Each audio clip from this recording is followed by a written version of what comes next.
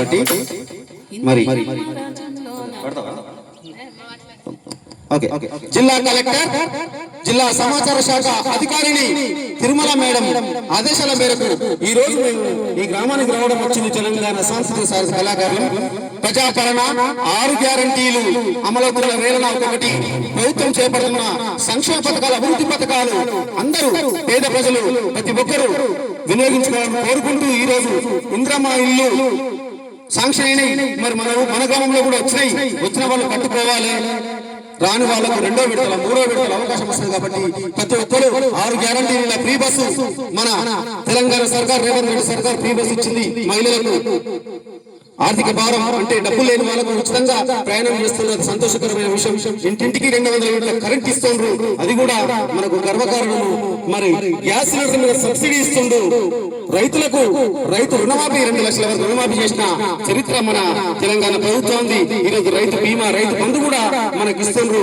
ఆడబిడ్డలకు అన్ని విధాల ఆదుకుంటారు. కాబట్టి రుణానికి మహిళలకు కూడా మరి రుణాలు ఇవ్వడం జరుగుతుంది. అంతేకాకుండా ప్రతి ఒక్కరూ ఇటువంటి పథకాలను వాడుకోవాలని ఉపయోగించుకోవాలని కోరుకుంటూ మరి ఇందిరమ్మ రాజ్యంలో ఇంటింటికి అనేక పథకాలు అందిస్తున్న రేవంత్ సర్కార్ గురించి ఒక పాట మా లత నోట. వచ్చింది ప్రజాపాలన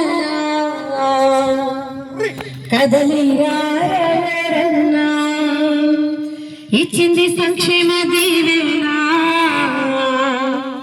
మన ఇందిరమ్మ రాజానా ఆత్మగల్ల మన ప్రభుత్వమే అండదండగా నిలిచిందన్నా.